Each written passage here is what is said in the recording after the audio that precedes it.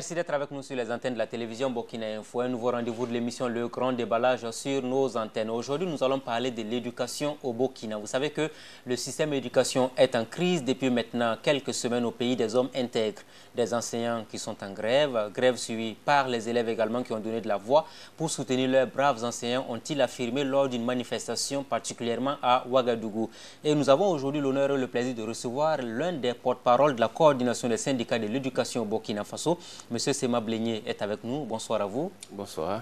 Bienvenue sur le plateau de l'émission Le Grand Déballage aujourd'hui. Est-ce que Monsieur Sema Blénier, vous êtes déçu de la tournure des événements dans le système éducatif actuellement au Burkina Faso? Merci bien de nous donner l'opportunité, à la coordination en tout cas, de se prononcer un peu sur l'état de notre système éducatif.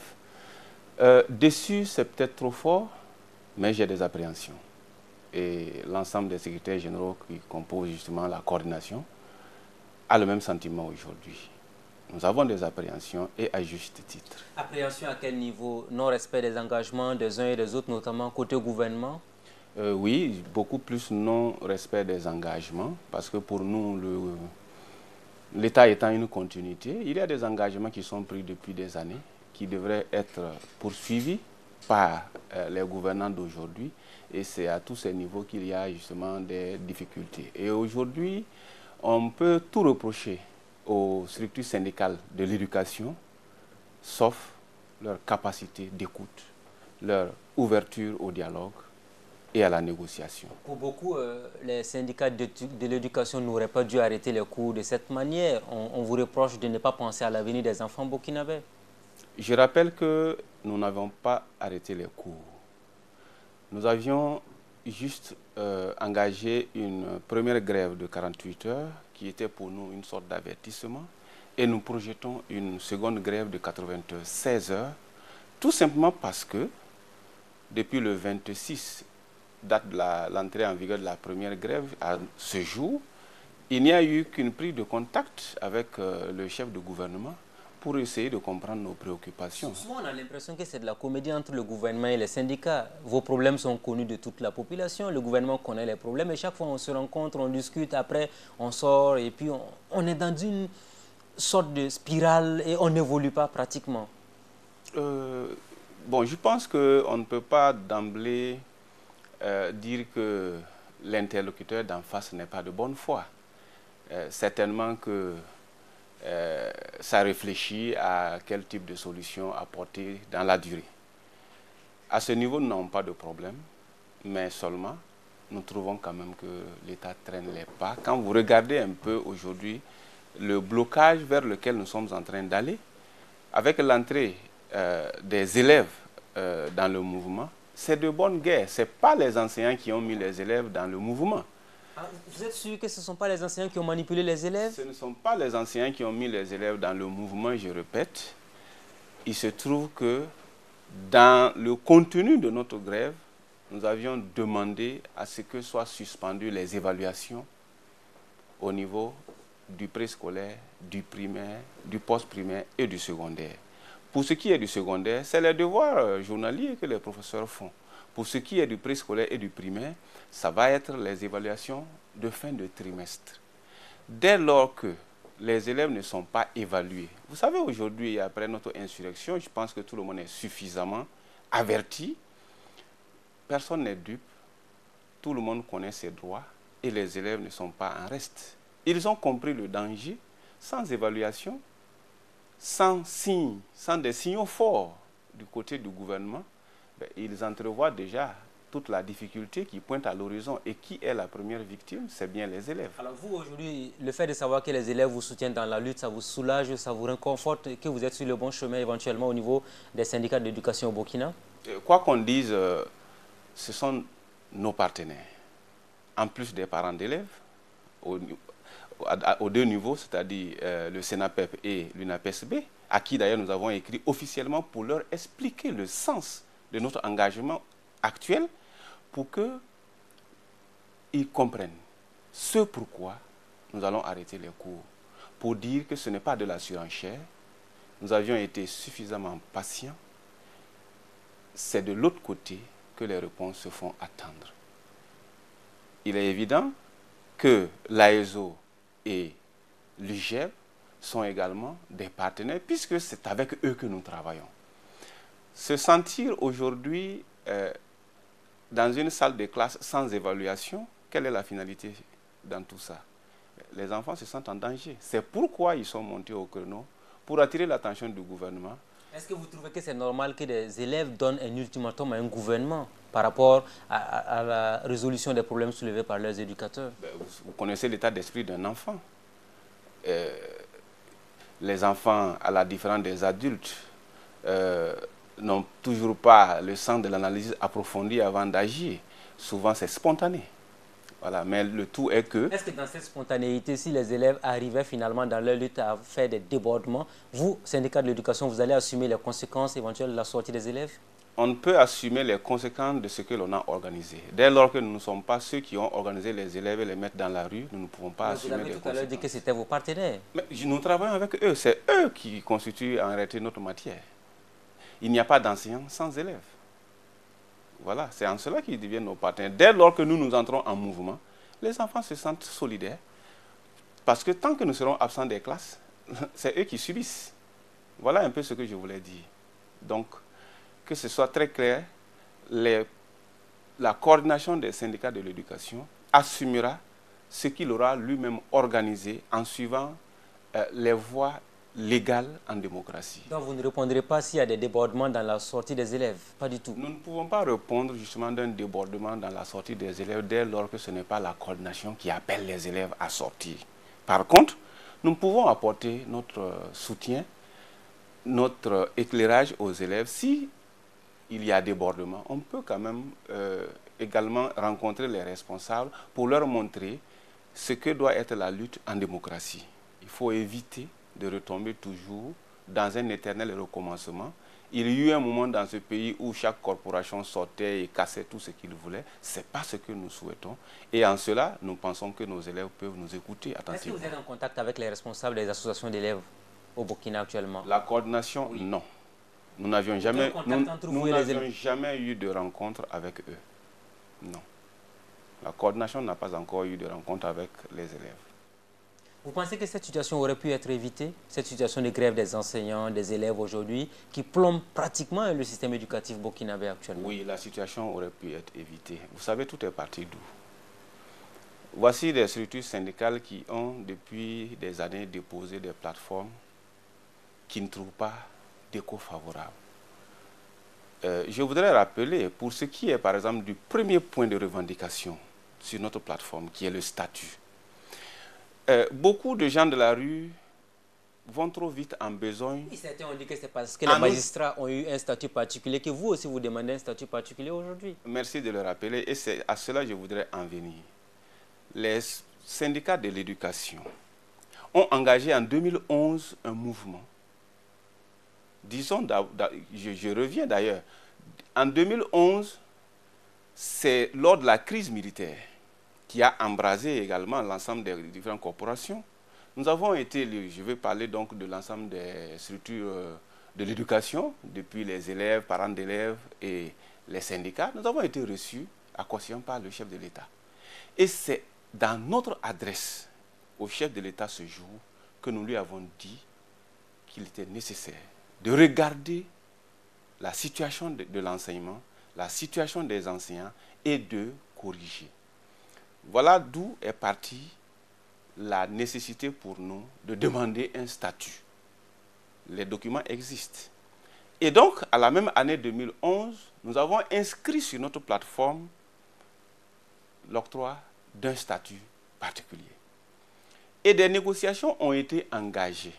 J'ai sur moi ici le protocole d'accord dûment signé des deux parties, gouvernement et structure syndicale. Nous sommes en 2011, où le gouvernement dit clairement qu'en ce qui concerne le statut particulier, le gouvernement accède à cette revendication. Donc depuis 2011, les enseignants devaient avoir un statut particulier au Burkina. Nous ne sommes pas en train de revendiquer un statut particulier aujourd'hui, nous sommes en train de demander au gouvernement la mise en œuvre d'un engagement qui est pris depuis 2011. Nous sommes en 2017, ça fait 6 ans. Ça fait 6 ans. Oui. Et vous vous rappelez, quand est-ce que les magistrats ont demandé leur statut particulier? Mais c'est bien après nous. Vous pouvez donc comprendre toute la responsabilité des structures d'éducation. Nous sommes restés tranquilles. Oui, mais pourquoi vous n'avez pas mis la pression sur le pouvoir de Blaise Compaoré à l'époque pour que le statut soit respecté jusqu'à ce qu'il finisse par tomber par la rue? Oui, il n'était pas question pour nous de mettre une pression, puisque parler de statut, il faut un contenu. Le même protocole dit que dès lors que le gouvernement a accédé à la requête des syndicats, il consent mettre en place un comité technique pour réfléchir sur justement ce que devra être la mouture de ce statut. Et en décembre, nous avons déjà commencé les travaux. Au total, nous sommes aujourd'hui à 9 sessions de 10 jours de réflexion sur le statut et nous pensons avoir suffisamment... 9 sessions. Ce sont des rencontres pour se partager uniquement des perdièmes, ça n'évolue pas. Malheureusement, non. Je vais vous dire pourquoi on en est arrivé jusqu'à 9. Au départ, c'était un statut qui concernait l'éducation de base, le MENA ancien. Et au moment où on achevait le statut, au cours de 4 sessions, la mise en œuvre du continuum est intervenue. Le gouvernement se ravise pour dire, bon, écoutez, comité technique, bien que vous ayez fini votre travail, nous venons de rattacher le poste primaire au primaire. On ne pourrait pas donner un statut aux enseignants du primaire tout en oubliant un pan qui est avec vous. Reprenez donc les travaux et nous allons enrôler en même temps les enseignants du poste primaire. Vous comprenez que même là, il y avait mal donne. Il n'y a pas, au niveau du secondaire, il n'y a pas que le poste primaire, il y a aussi les enseignants du secondaire. Et quand nous avions repris, on a encore fait 3 sessions. Quand on a bouclé ça, le grand format MENA actuel est intervenu. On dit encore au comité, il faut que vous repartiez parce que le MENA a pris d'autres dimensions. Prenez en compte tout le monde. Les gouvernants qui se succèdent finalement ne savent même pas où on va avec la politique de l'éducation. Puisque quand on vous écoute attentivement, oui, on est dans l'improvisation continue, ça change, ça s'améliore. Il y a toujours quand même des changements. Exact. Et donc, nous sommes repartis encore pour 2 autres ateliers. Voici ce qui amène à 7 ateliers. Des ateliers qui vous arrangent, vous, hein, pratiquement, ces cas de réflexion n'ont pas fini. Arranger, c'est trop dit parce que c'est vrai. Nous qui avions participé à ces ateliers, c'était des ateliers rémunérés. Et c'est pour, d'ailleurs, cette raison que nous ne sommes pas d'accord que l'on aille prendre l'argent du contribuable pour que les résultats dorment dans les tiroirs. Il faut bien qu'il y ait un travail. Vous auriez pu renoncer à cet argent-là aussi, hein, pourquoi pas? Par patriotisme, vous aurez pu dire les perdièmes, nous n'en voulons pas. Il y a des textes qui organisent tout ceci au Burkina Faso. Le jour qu'on revisera les textes pour dire qu'aucun atelier ne se tiendra avec prise en charge, ben, nous serons les premiers à applaudir. Mais tant que les textes seront ce qu'ils sont aujourd'hui, eh ben, il faut les appliquer. Vous ne ferez pas exception à la matière, voilà qui est clair. Nous sommes en démocratie. Alors, revenons donc sur ces différentes réflexions à n'en pas finir et ces changements continus dans le ministère de l'Éducation au Burkina Faso. Donc, finalement, pour vous, le statut a traîné parce qu'il y a eu trop de mutations donc, au niveau des autorités gouvernementales.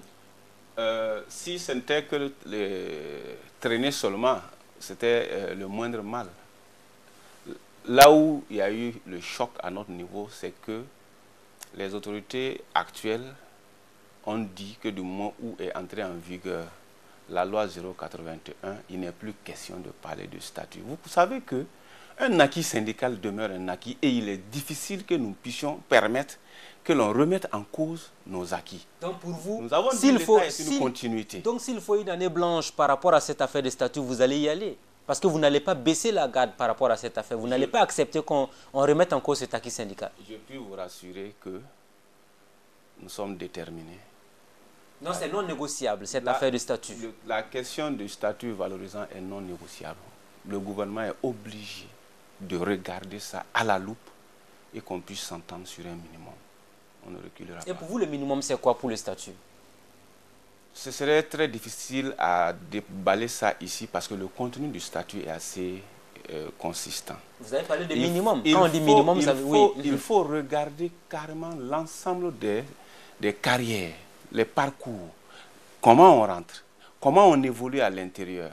Il y a tout ça qu'il faut regarder. Et en plus, il y a des emplois absents, des emplois obligatoires, nécessaires au bon fonctionnement du système éducatif qui ne sont pas aujourd'hui décrits dans un texte. Est-ce que vous pouvez imaginer qu'il y ait un système éducatif sans bibliothécaire? Nous n'en avons pas. un système éducatif sans laborantin, un professeur de SVT, un professeur de sciences physiques a besoin de faire des démonstrations pendant son cours. Mais il n'y a pas de laboratoire, il n'y a pas de laborantin.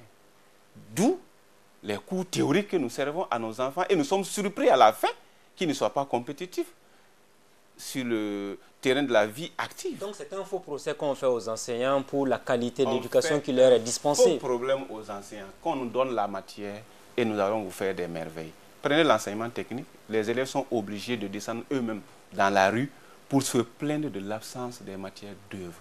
Ils veulent bien étudier. Les professeurs sont disponibles, mais vous faites avec quoi? Avez-vous déjà fait un tour dans nos lycées techniques? Regardez le matériel qui sert au cours. Mais c'est du matériel qui, à notre siècle, ne peut servir à rien. Puisque c'est des machines qui n'existent même plus. Et c'est sur ça que nous entraînons nos enfants. C'est pour vous dire qu'à peine ils sortent, qu'ils ont affaire à autre chose que ce qu'ils ont appris. Et ça, c'est suffisamment dangereux. Nous avons l'obligation de regarder à la loupe on appelle ça l'équipement de nos établissements d'enseignement technique si nous voulons nous-mêmes nous mettre au diapason de la technologie d'aujourd'hui. Par rapport au statut, pourquoi ça bloque? Parce qu'on a l'impression que finalement les enseignants trouvent que ça aurait pu être fait facilement et le gouvernement pense le contraire. Finalement, est-ce qu'il y a un langage de sourd entre vous et les autorités sur cette question de statut? Il n'y a pas... Bon, enfin, je ne dirais pas que c'est un langage de sourd, mais il y a comme au niveau du gouvernement un discours qui n'est pas recevable à notre niveau. Ça, c'est un thème diplomatiquement correct. Sinon, c'est un langage de sourd finalement. Puisque si ce n'est pas recevable, ça veut dire que vous n'êtes pas d'accord avec la manière dont le gouvernement traite le dossier. Je vais vous dire pourquoi ce n'est pas recevable. Lorsque vous devez engager des négociations, par exemple, sur un sujet comme le statut, et que l'on vous dise, vous voyez, nous-mêmes, nous voyons la pertinence de ce que vous demandez, mais seulement, le Burkina Faso est un pays pauvre, et vous êtes trop nombreux. Même si c'est 1000 francs qu'on vous donne, si on l'applique à votre effectif, ça devient économiquement insupportable. Voilà un peu le genre de discours ressassé et qui n'est pas recevable. Donc, le gouvernement trouve qu'il y a trop d'enseignants dans ce pays, donc du coup, il faut continuer à les traiter. On trouve qu'on est nombreux, oui. Et pour le peu qu'on veut nous donner, si vous l'appliquez à notre effectif, c'est insupportable. Mais attendez, gouverner, c'est prévoir. Qu'on soit clair là-dessus. Et on ne peut pas reconnaître les difficultés que les organisations syndicales mettent en relief pour, au finish, conditionner la non-mise en œuvre à des questions financières. Là, ça ne va pas. Il faut que nous nous dotions des moyens nécessaires. Et chaque année, ce qui est paradoxal, c'est qu'on constate à la fin de l'année, il y a ce qu'on appelle la session budgétaire au niveau de l'Assemblée nationale. Et on vous dit toujours au Burkina Faso, la santé et l'éducation demeurent les secteurs prioritaires. Comment se fait-il qu'on n'arrive toujours pas à régler toutes les difficultés de l'éducation qui datent depuis 1960 à aujourd'hui? Merci. Vous voyez, nous ne sommes même pas encore entrés en réalité dans les chiffres réels en ce qui concerne notre éducation. Aujourd'hui, l'État burkinabé met annuellement entre 15 et 18% du budget de l'État dans l'éducation. C'est énorme quand même. Énorme et insuffisant à la fois.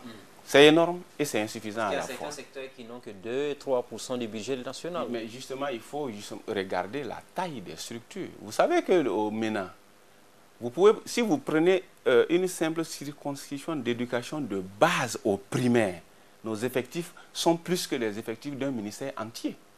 Donc, ce n'est pas en ces termes qu'il faut regarder.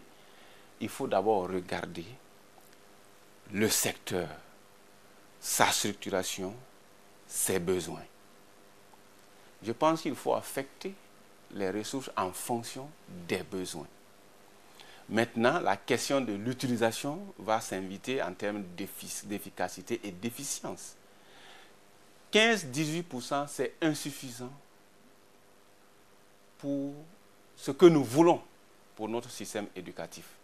Et lorsque vous regardez d'ailleurs ces 15%, Ça, c'est l'inscription. À l'exécution, ce n'est pas évident que nous soyons à 15-18%. Quand vous regardez les procédures, avant de réussir à décaisser un copec, vous restez tranquille. D'où la revendication des structures syndicales de travailler à améliorer l'accès de l'éducation. On ne peut pas, au travers d'une loi, dire qu'aucun enfant burkinabé ne doit être en dehors du système éducatif avant 16 ans et retrouvé dans les rues de Ouagadougou, qui est la capitale, au nez et à la barbe des autorités, à tout bout de champ, des petits garibous en âge scolarisable et qui déambulent dans les rues. Des petits, vous êtes allé dans une buvette, asseyez-vous, vous ne ferez pas 10 minutes. Vous verrez des enfants qui doivent aller au CP1, qui ont des Kleenex en main en train de les vendre. C'est à Ouagadougou ici. Ils sont hors du système et ceci n'est pas recevable. Entre les décisions politiques et la réalité sur le terrain, il y a un vrai hiatus certainement. Un très grand hiatus. Mieux, ceux qui entrent, nous sommes aujourd'hui à un taux d'admission dans notre système éducatif, je vais parler de la base, à peu près à 86%. Ça, c'est le taux d'admission. 86% des enfants burkinabés peuvent avoir accès à une salle de classe. Mais allons-y, regardez le taux brut même de scolarisation. Ça va chuter. Et mieux, le vrai taux, l'indicateur qui montre la performance d'un système éducatif, c'est le taux net de scolarisation. Le Burkina est à combien % de taux net de scolarisation? Voilà là où le bas blesse. Les enfants entrent, mais très rapidement sont éjectés parce que le système est encore trop élitiste. Et ça, ce n'est que le primaire. Oui. Vous arrivez au secondaire, oui. Ça devient très grave. Il y a un goulot d'étranglement entre les sortants du CM2 et qui doivent accéder à la classe de 6e. Vous vous souvenez tous, en 2014, cette décision gouvernementale qui a voulu que tous les enfants admis au certificat d'études primaires accèdent à la classe de 6e. La décision populiste a été prise et on ne savait pas où donner de la tête. Vous voyez, on a été obligé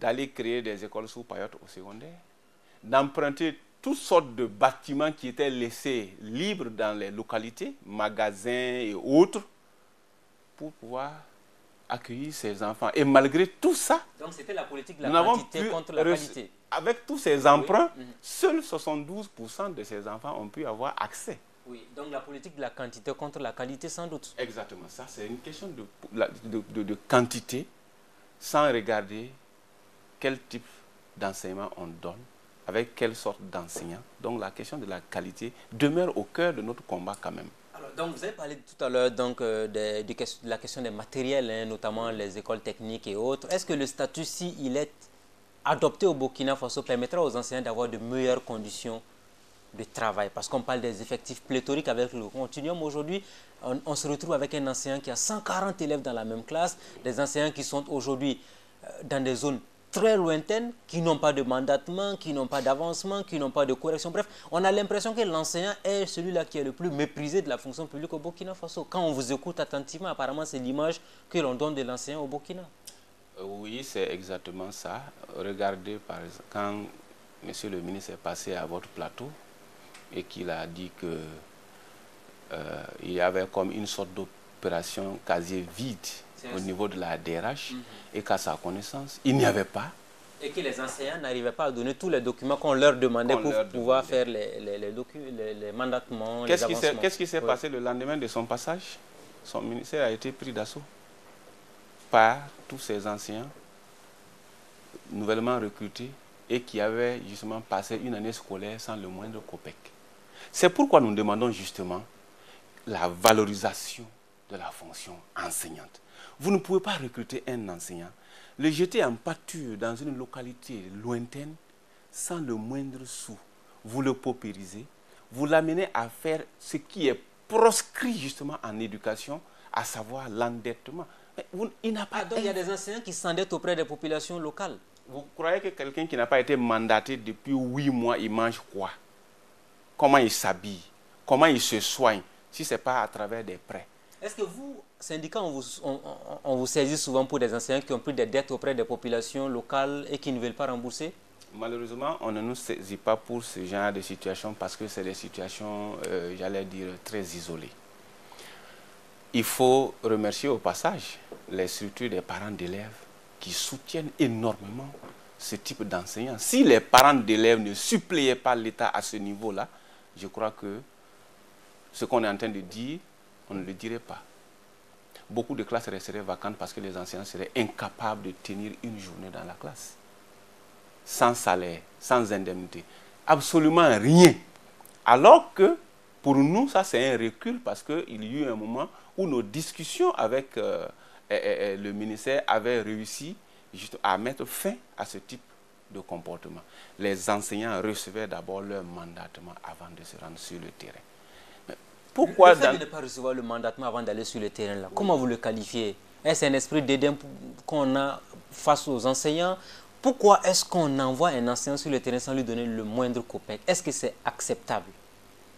Justement, ce n'est pas acceptable. Mais pourquoi ils acceptent d'aller finalement sur le terrain alors qu'ils savent qu'ils n'ont rien comme argent? Oui, mais c'est ça le patriotisme.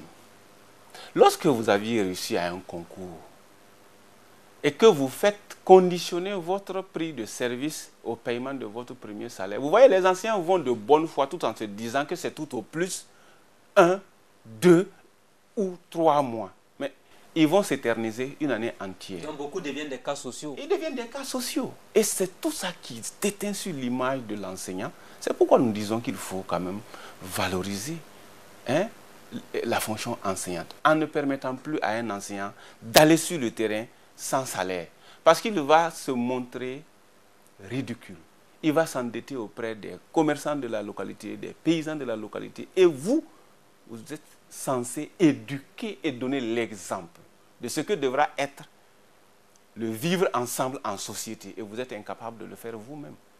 On sera réduit donc à dire à nos élèves, faites ce que je vous dis, mais ne faites pas ce que je fais. Alors est-ce que vous, en tant que l'un des porte-parole aujourd'hui de la coordination des syndicats de l'éducation, vous avez une idée exacte des chiffres des enseignants qui n'ont pas encore été mandatés, de ceux qui attendent donc des avancements ou encore des indemnités? Est-ce que vous avez des chiffres? C'est vrai, je ne suis pas venu avec ces chiffres-là. Nous avons des chiffres puisque la DRH a quand même fait le point avec nous. Ils en ont conscience eux-mêmes, le ministère, je veux dire. Ils ont les chiffres. Ils sont combien d'enseignants admis au CAP devant être reclassés en 2016 et qui ne le sont, au 1er janvier 2016 et qui ne le sont pas jusqu'à la date où nous sommes en train de parler. Ils sont nombreux. Il y a encore des gens qui n'ont pas été reversés même dans la loi. Et sur cette question particulière, avancement, reclassement, mandatement, qu'est-ce que le gouvernement vous dit?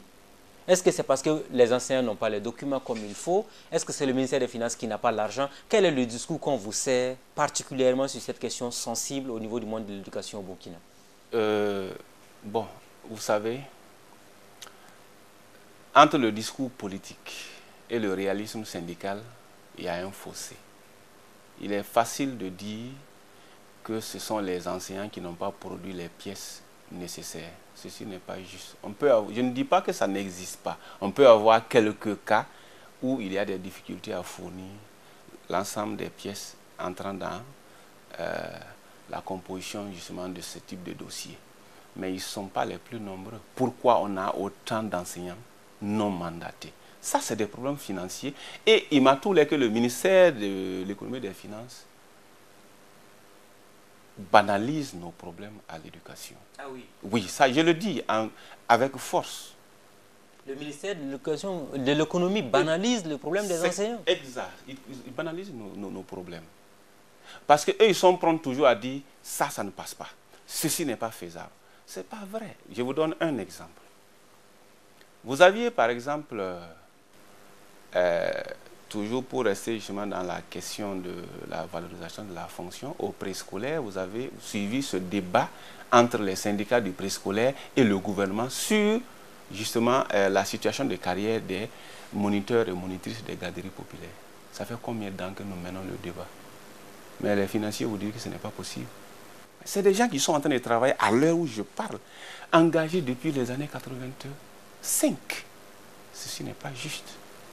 Et aujourd'hui, il y a une nouvelle situation semblable à celle-ci qui est en train de se passer, c'est les formateurs au métier dans les CBNF. Je vous disais tantôt que notre système éducatif produit suffisamment de déchets. 1, tout le monde n'a pas accès. 2, ceux qui y rentrent en sortent prématurément.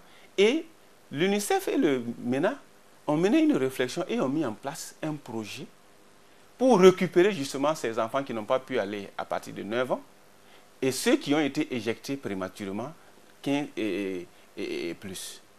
ans et plus. Et on a ouvert des centres de formation où il y a au moins 13 métiers. Couture, menuiserie, mécanique, auto, construction métallique et autres. À échéance, l'UNICEF se retire et dit au MENA, à partir de maintenant, vous prenez la relève. Le MENA n'a pas été capable. Le projet prenait fin en 2015. L'UNICEF est revenu à la rescousse et a payé 1 an de salaire encore pour ces jeunes, donc pour l'année 2016, pour permettre au MENA de se préparer. Et nous sommes en 2017. Nous sommes en 2017. Oui. Ça fait 9 mois que ces jeunes-là n'ont pas de salaire. Et ils étaient rémunérés à combien environ par mois? Selon les confidences qui vous ont été faites en tant que responsable syndical. Bon, je ne voudrais pas peut-être dévoiler leur salaire ici, sinon c'est tout un dossier qu'ils m'ont donné, mais ce n'est pas grand-chose. Le fonctionnaire burkinabé me gagne combien? Non, mais vous pouvez nous dire exactement ces jeunes-là, ils gagnaient combien environ? Parce que certainement l'État pourrait dire, voilà, monsieur Sema Blénier qui gagne un plateau de télé, qui vient avancer des choses, on lui pose des questions, il ne répond pas. Dites-nous, ces jeunes-là, par exemple, ils étaient payés à combien environ? Et l'État, ça fait 1 an qu'il ne les paye pas pratiquement. Ok. Les jeunes, je puis vous dire que la majorité n'a pas 100 000 francs. Et l'État est incapable de les payer. Incapable de les payer. Et les dossiers se trouvent chez vous à votre niveau actuellement? Moi, j'ai tous les dossiers. La DRH du MENA a tous les dossiers. Nous avions eu des négociations autour où des engagements ont été pris. Pour payer, et puis ça n'a pas été respecté. Non seulement pour payer, mais aussi pour leur donner un statut. À ces enseignants. À ces enseignants. C'est toutes ces questions qui doivent être gérées dans le statut actuel. Ils font un travail énorme. Et d'ailleurs, quand vous regardez le discours aujourd'hui de nos hommes politiques, qui veulent bien qu'il faut donner à chaque Burkinabé un emploi, vous croyez qu'on peut donner l'emploi là comment? Ce n'est pas à travers notre enseignement général qu'on donne des emplois. C'est à travers justement la formation technique, professionnelle, que vous pouvez donner des emplois aux gens. Voilà au moins un projet que nous, syndicats, avons applaudi et nous avons même demandé que l'on puisse faire de l'extension parce que ça permettait. Et qu'on appelle ça, les évaluations sont là pour le prouver. C'est une des trouvailles du ministère qui a le plus donné de résultats. Mais à vous entendre attentivement, ce projet est pratiquement en train de disparaître. Le projet a disparu. C'est vrai, le ministère a été incapable de récupérer et ce qu'on nous ressasse aujourd'hui, c'est pour nous dire que oui, la loi 081, ayant fait de tous les travailleurs des fonctionnaires, il n'y a plus de mécanisme pour les y insérer. Mais attends là, il faut que notre pays sache ce qu'il veut. A-t-on besoin de ces structures de formation, oui ou non? Le non formel est le pan de notre éducation qui souffre aujourd'hui le plus. Il a fallu que les syndicats montent au créneau pour qu'une simple direction générale soit érigée au ministère. D'où la récusation que nous avions faite justement de l'organigramme du ministère en son temps. Vous ne pouvez pas, un ministère ne peut même pas porter le nom ministère de l'Éducation nationale et de l'alphabétisation et que vous n'avez même pas une simple direction qui s'occupe de l'alphabétisation. Ce n'est pas vrai. Voilà, il faut forcément... Encore une fois de plus dans une dynamique d'improvisation continue. Une fois de plus dans une dynamique d'improvisation continue. Et c'est tout ça que nous dénonçons. Nous sommes prêts à apporter la réflexion ensemble pour que l'on puisse améliorer. Mais est-ce que vous ne trouvez pas qu'on réfléchit trop finalement? Parce qu'on connaît les problèmes, on réfléchit et chaque fois on réfléchit, c'est des perdièmes, après on n'avance pas. Bon, toutes les réflexions ne donnent pas nécessairement droit à des perdièmes. Voilà. Il suffit qu'on demande aux structures syndicales quelle est votre vision par rapport à ci, à ça. Nous, on est capable de nous retrouver nous-mêmes et de proposer des... mémo. Alors, j'aimerais qu'on revienne sur un point, parce que vous avez dit que le ministère de l'Économie et des Finances banalisait donc vos problèmes au niveau donc, de ce département-là. Pourquoi est-ce que chaque fois ce sont les enseignants qui ont des problèmes de mandatement au niveau de la solde? On en a entendu parler à plusieurs reprises, alors que d'autres fonctionnaires n'ont pas ce même problème. Exactement. Voilà pourquoi justement le mot que j'ai employé, je l'ai mesuré et je le maintiens. On ne peut pas continuer à dire que le MENA est budgétivore et que le MENA n'est pas productif. Ça fait mal au cœur. Le financier qui dit que le MENA n'est pas productif, là, lui-même, il est passé par où? C'est un enseignant qui l'a formé, là. Vous ne pouvez pas aujourd'hui, à ce stade-là, dire que cette éducation est improductive. Vous êtes le premier produit de cette éducation. Ah, donc ça veut dire qu'entre vous et les financiers, apparemment, le débat il est souvent bien chaud. Malheureusement, nous ne participons même pas à ce genre de négociations. C'est encore une fois de plus les arguments que la partie MENA nous ressasse quand nous nous retrouvons dans les négociations. Les financiers ne sont pas d'accord pour ceci. On a fait l'arbitrage, mais telle ligne ont été biffées. Mais nous ne pouvons pas comprendre qu'on biffe comme ça, à main levée, des rubriques absolument indispensables pour le fonctionnement du ministère de l'Éducation nationale. Au point que nous avons demandé à notre ministre, est-ce qu'il est possible que pour certains arbitrages, l'on puisse nous associer, nous en tant que structure syndicale, pour qu'on puisse quand même se dire certaines vérités. Là, vous remettez même en cause la compétence du ministre. Ce n'est pas une question de compétence du ministre. Oui, puisque si le ministre ne peut pas défendre votre dossier, que vous voulez aller vous-même le faire, ça veut dire qu'il n'est pas à sa place. Ok, le ministre m'écoute. Combien de fois il a échoué en arbitrage et a été obligé de se référer à ses propres supérieurs pour qu'on regarde la situation? Non, les financiers, je m'excuse, hein, comme ils ne sont pas de notre milieu, ils n'apprennent pas toujours la profondeur des problèmes. Et très facilement, on dit voilà, aux techniciens du ministère, cette ligne ne passe pas, ceci n'est pas possible, et on biffe. Qu'est-ce qu'eux ils peuvent faire? C'est quand nous nous retrouvons maintenant devant nos problèmes qu'à nous, on ressasse, ah, ça, ce n'est pas passé au niveau de l'arbitrage, etc. Voilà. Est-ce que vous, de retour auprès de vos militants, vous voulez dire toute la vérité et finalement, au sein des militants, quel est le moral aujourd'hui? Est-ce que les gens ont perdu pratiquement toute cette passion qu'ils avaient à enseigner les enfants au Burkina Faso? Voilà, exactement. Nous sommes à cette situation parce que nous avons passé tellement de temps à dire aux enseignants, faites-nous confiance. Nous sommes en discussion. Nous fondons l'espoir qu'on parviendra à quelque chose. Voyez-vous, il y a eu j'allais dire, des luttes engagées sur plusieurs fronts ces 3 dernières années, mais nous, structures syndicales du MENA, nous sommes restés très calmes parce qu'on avait foi justement au dialogue. Et c'est ce dialogue qui, à un moment donné, s'est rompu. Et quand ça se rompt, il n'y a qu'une seule solution pour nous, c'est la lutte. D'où notre entrée en lutte. Donc, au fur et à mesure que ça traîne, vous perdez confiance finalement auprès de vos militants à la base? C'est vrai, nous perdons confiance.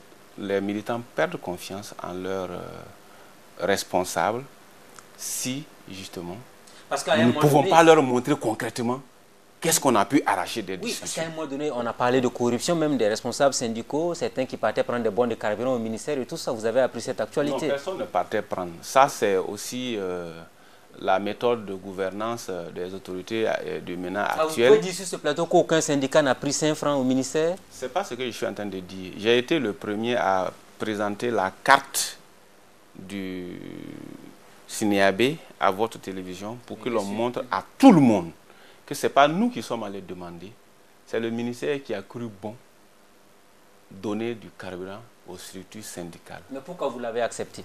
Vos militants auraient pu cotiser pour que vous ayez les moyens pour le faire? Là, je dis non. Même demain, nous allons l'accepter. Tout simplement parce que ce n'est pas de l'argent qui sort de la poche de monsieur le ministre.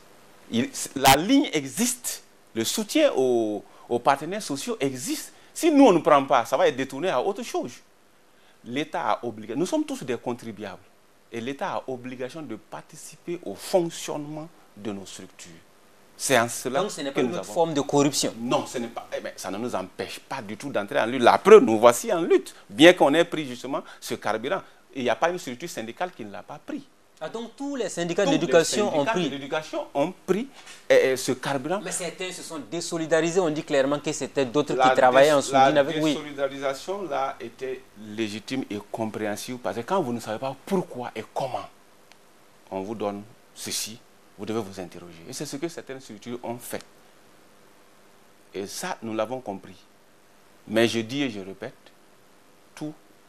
toutes les structures ont pris ce carburant parce que justement c'est de l'argent du contribuable, ça participe du fonctionnement. Est-ce que vous avez consulté vos militants à la base par rapport à cette affaire de carburant-là? Parce que pour beaucoup, c'est de la corruption. Je ne peux pas parler au nom de l'ensemble des structures, mais en ce qui concerne le SINEAB, ceci a été présenté en conseil syndical.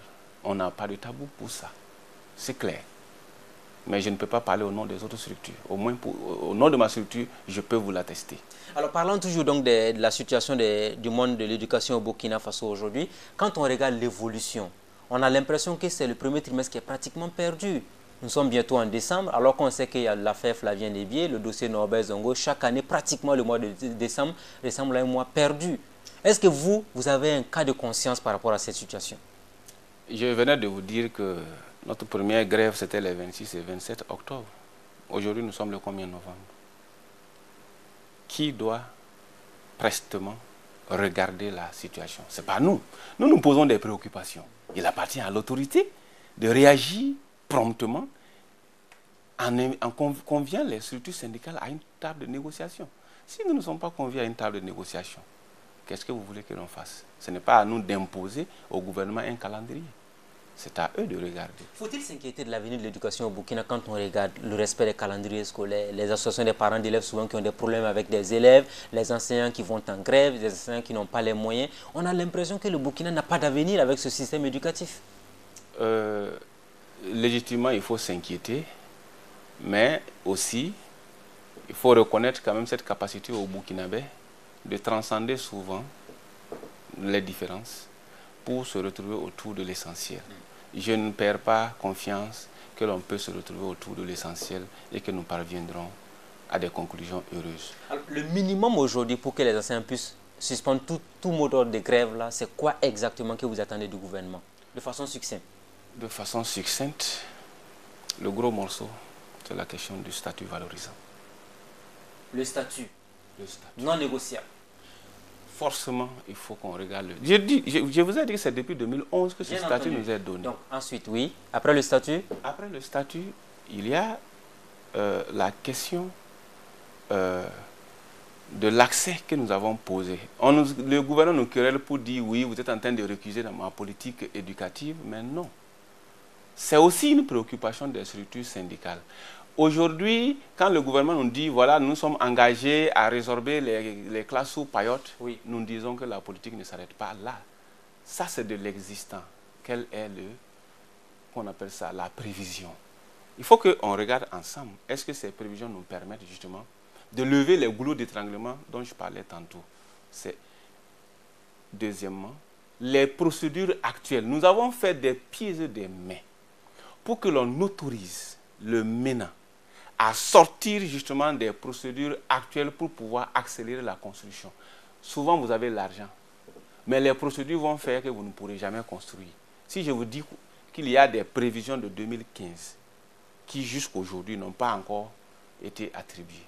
Construction de salles de classe. Alors, on vous dira aussi, si on change trop les procédures, ça peut donner lieu à la corruption. Rappelez-vous le projet de loi PPP qui a fait l'objet de débats intenses au niveau de l'Assemblée nationale. Vous savez, moi je ne suis pas d'accord avec ça. J'ai eu la chance de faire partie justement d'une équipe du MENA qui est allée en voyage d'études au Rwanda pour nous enquérir du système éducatif au Rwandais. Pourquoi le Rwanda a réussi avant échéance à atteindre l'EPT. Quand nous sommes arrivés, les Rwandais étaient surpris de nous voir, nous, Burkinabés, venir à eux, parce que c'est chez nous qu'eux sont venus prendre l'expérience. Mais c'était en quelle année?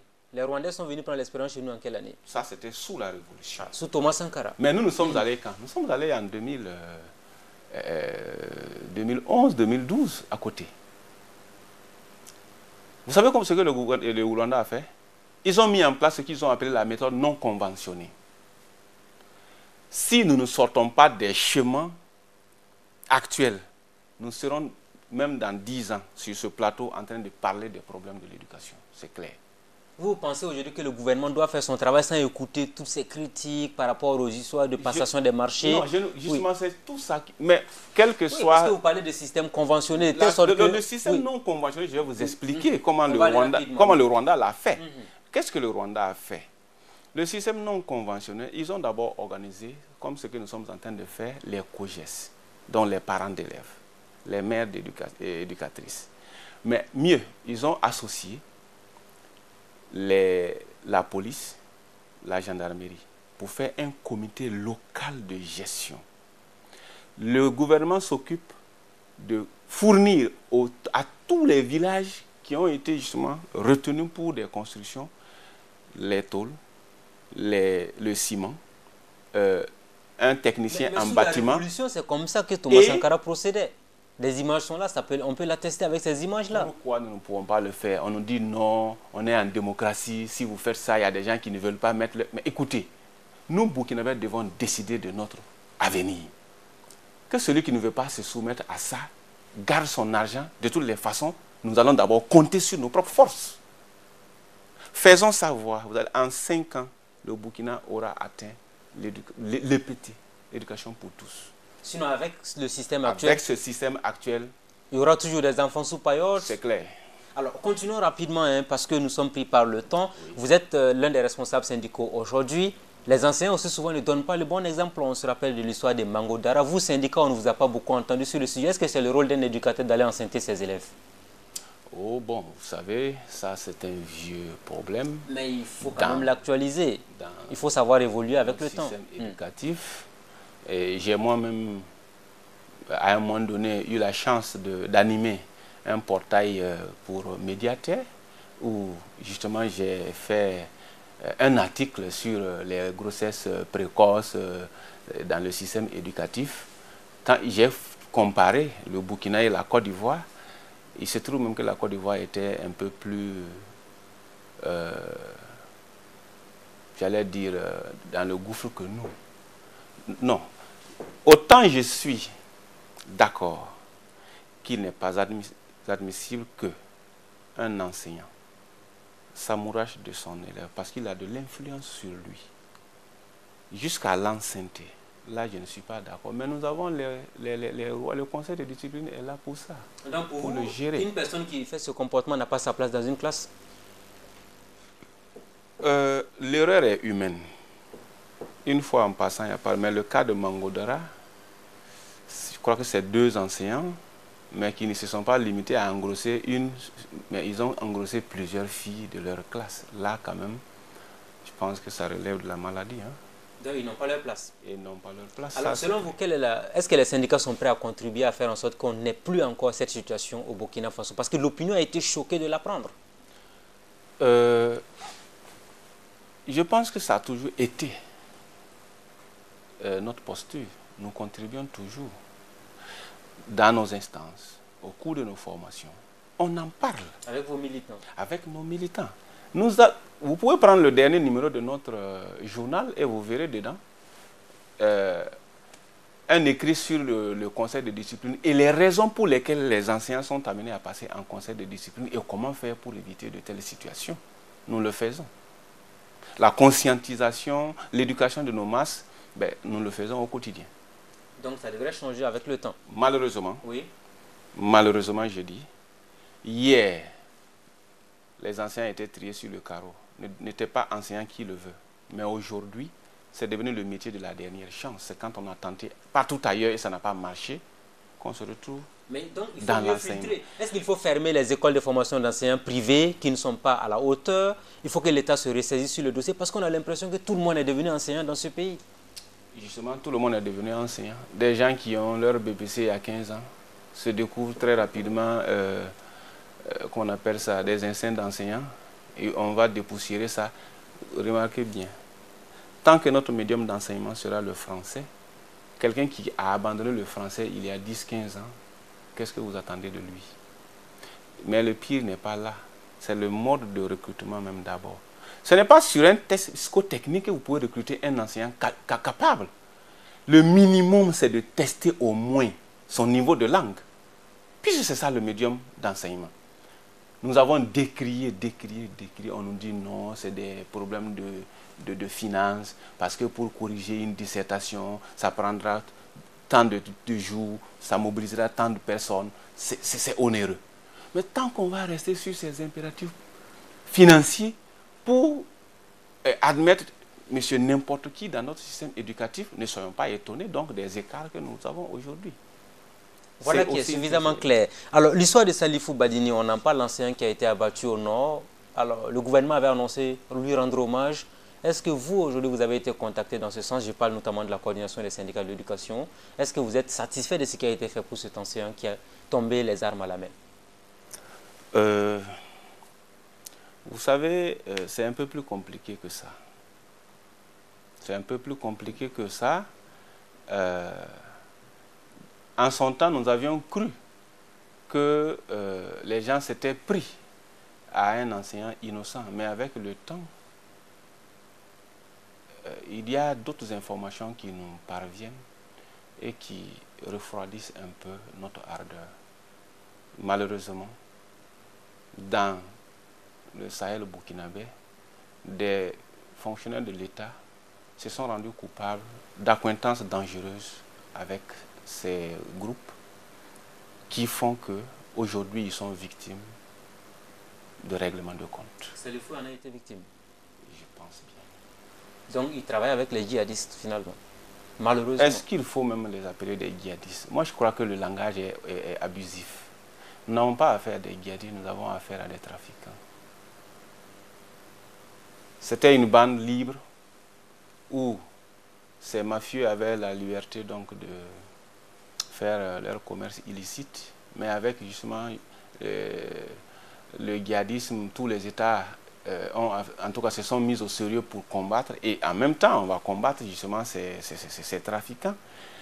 Parce que regardez très bien, ce qui se passe au Burkina aujourd'hui, ce n'est pas que nous sommes attaqués de l'extérieur.